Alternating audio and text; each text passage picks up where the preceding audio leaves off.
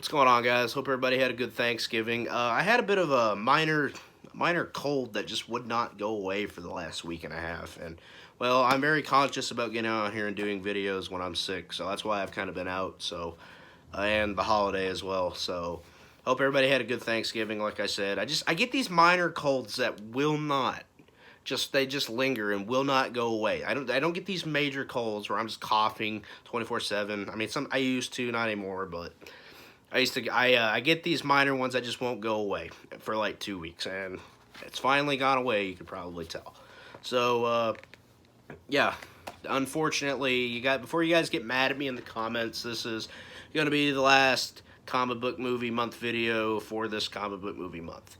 Uh, it was partially bad planning on my part because I completely forgot about the national holiday known as Thanksgiving, and I didn't count on getting a little minor cold either. So.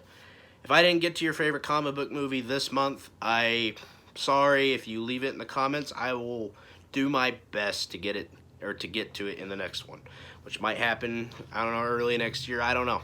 There's just some other movies I wanted to cover that I didn't get to cover this comic book movie month. So it's not going to be the last one we ever do, so don't get too upset with me, please.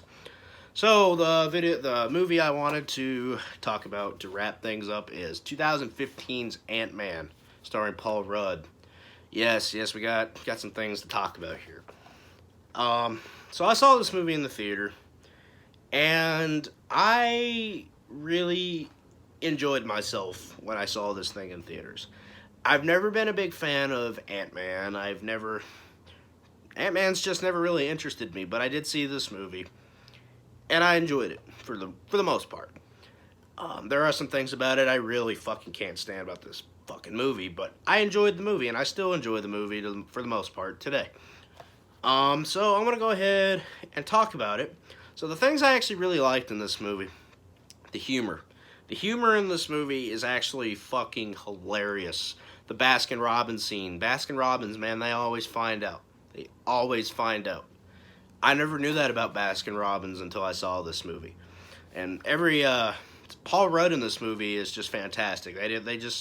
I don't know what it is about Paul Rudd, but Paul Rudd just happens to he gets lost in almost every character he plays, minus Tommy Doyle in Halloween 6. That was a disaster from the beginning, and that probably wasn't even Paul Rudd's fault, but other than that, everything Paul Rudd is in, he just gets so into and gets lost in his character. And I think that's why Paul Rudd today is one of my favorite actors. He's just such a great actor, and he's so funny at the same time. You know, he's just a very likable actor. And the other aspect of this movie that I think is funny is Michael Pena in this movie. Holy shit, man. When I was in the theater, every time Michael Pena opened his mouth in this movie, I was on the floor. Michael Pena is another one of my favorite actors ever. I love Michael Pena in literally everything he's in, and I think this might be one of my favorite performances from Michael Pena. His role in Fury, and his role in End of Watch were probably my three favorite.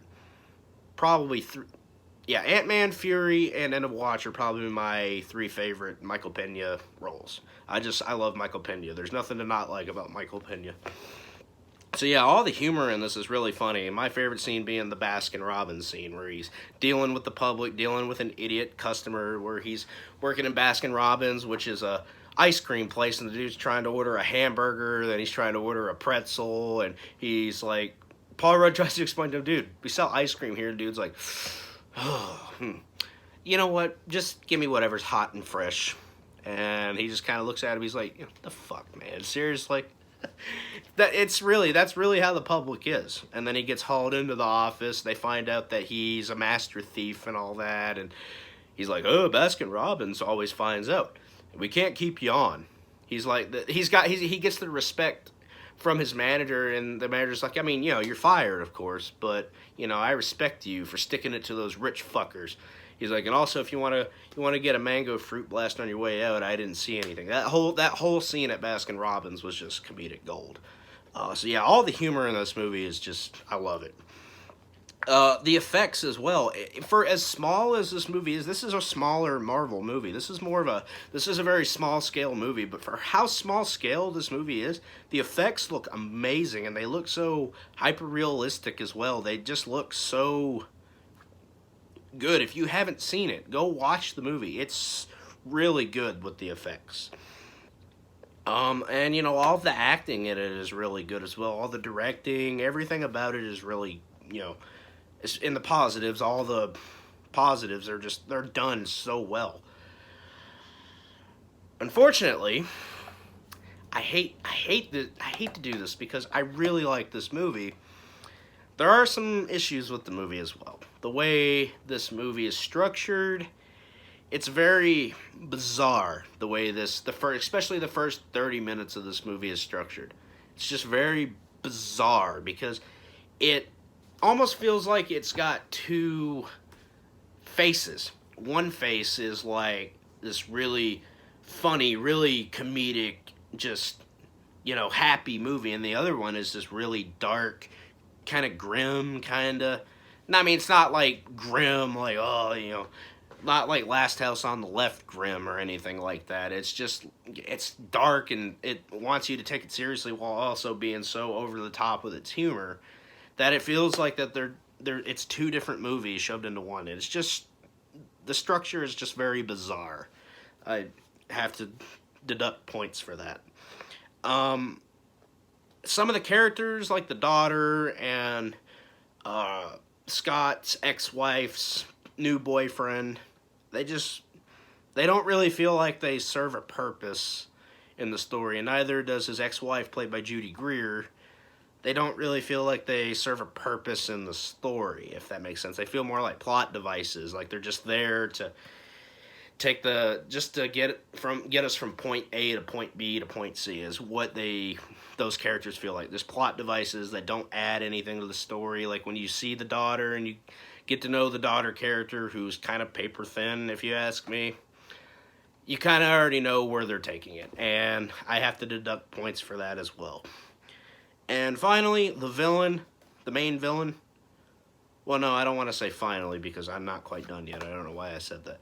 But the villain sucks fucking balls in this movie. This villain, he's an evil villain that does evil stuff. And he shrinks some animals and doesn't feel an ounce of remorse for it.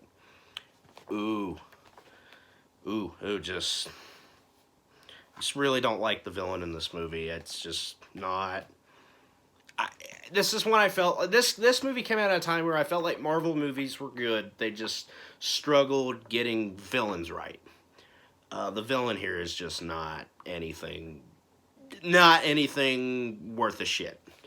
But Michael Douglas, though, is in this movie. And I can't remember the name of the character that he plays, but I think that might have been the best role I'd ever seen Michael Douglas play. That's just my personal opinion. Like I said, I don't know all the lore with Antman and all that. I never was really a fan of Antman, especially the comics and all that. Antman never really was my thing. But you know what? Overall, I've sat and talked about this movie for 10 some odd minutes. Even though this movie does have some flaws, some structure problems, villain issues for sure, and just characters that don't really feel like characters, they just feel like plot devices. This is still a really enjoyable movie for how well the effects are done. The action scenes are really well done. All the acting in it is really good. And the humor. This is just a very funny film. Like, even if you're not wanting to, some over-the-top superhero movie, this is a movie that you can just put on and laugh, because this movie, like I said, is so funny. This movie is so funny, and I gotta give this movie a B+. It's a really good movie. It's just, if I think the villain was a little bit better, was written better, and the characters, some of the side characters were done a little bit better, and just, if it was structured a little bit better in the beginning and didn't feel like it was two movies kind of pushed into one, then I would have given this movie an A+. But you know what? Problems aside, check this movie out if you haven't. So, what'd you guys think of the video? I hope you guys enjoyed Comic Book Movie Month this month. I'm sorry that I was out for 2 weeks, like I said. I want to kind of get into some other stuff, coming up in the next month, and maybe do one Christmas movie, because I'm not really a Christmas guy, really. Christmas is not my thing. I'm kind of done with, I guess with holidays, I'm kind of done at Halloween with holidays. So I might have to review a couple Christmas movies within the week of Christmas, but I just want to kind of do my regular thing whenever, or before the week of Christmas and after, because like I said, I don't really care that much about Christmas, but hey, that's just me. So what'd you guys think of the video? Make sure to hit that like and subscribe button. Thank you guys for watching, and I'm out. Peace.